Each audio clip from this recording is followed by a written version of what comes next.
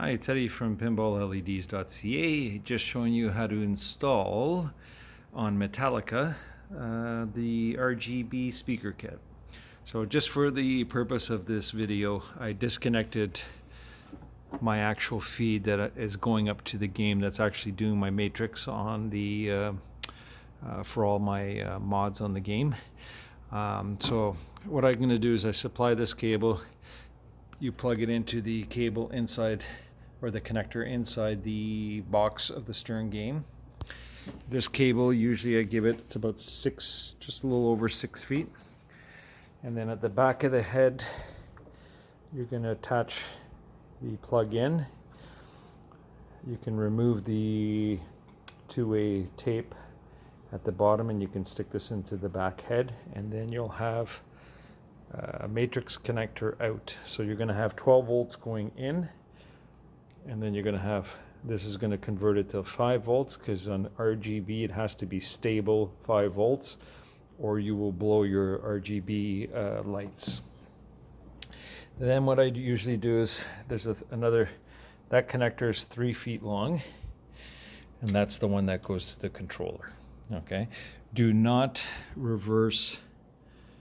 Sorry guys, the lights on these games are making it really hard to see. Do not reverse the polarity on this end. It's purposely negative positive, and that's only because the cable that the manufacturer supplied is reversed for some reason. It should have been, when they pinned it in on the end, it should have been over here. It should have been the opposite. Okay, so don't worry about that stuff.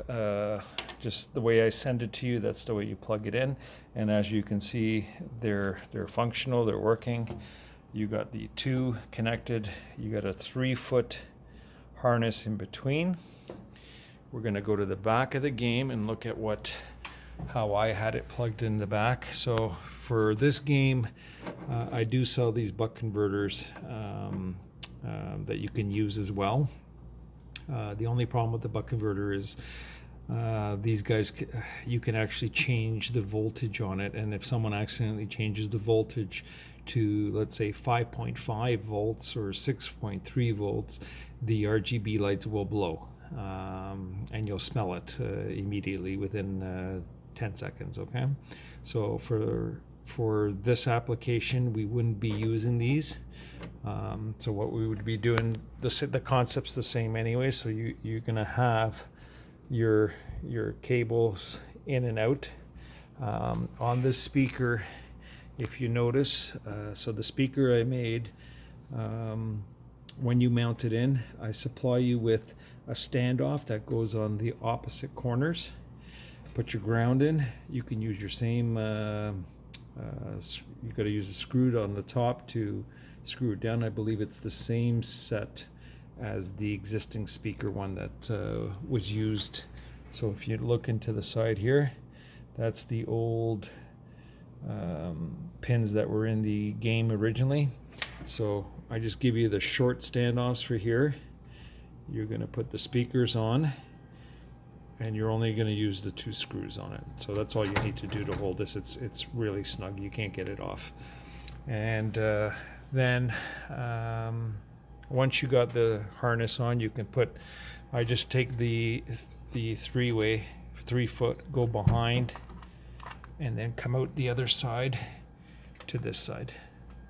And then this side is where the controller is. Okay. So this controller, you're going to have a lot of excess because there's 3 feet of cable. But what I'm suggesting is, with the other box I give you, you've got 2-way tape, so you can just put it down here, midway, and that's it, and then you're done. It's pretty straightforward. It's not complicated to install.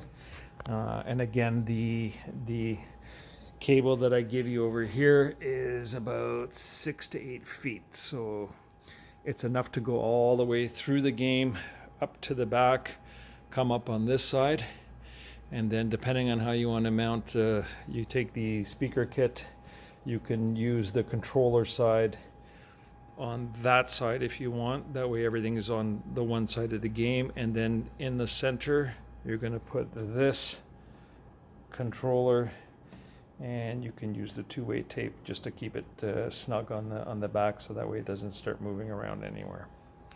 Simple enough. And if there's any questions, don't hesitate to email me at Eddie, eddie.dorazio, DORAZIO, at pinball, PINBALLLED with an S.ca. Have a great day.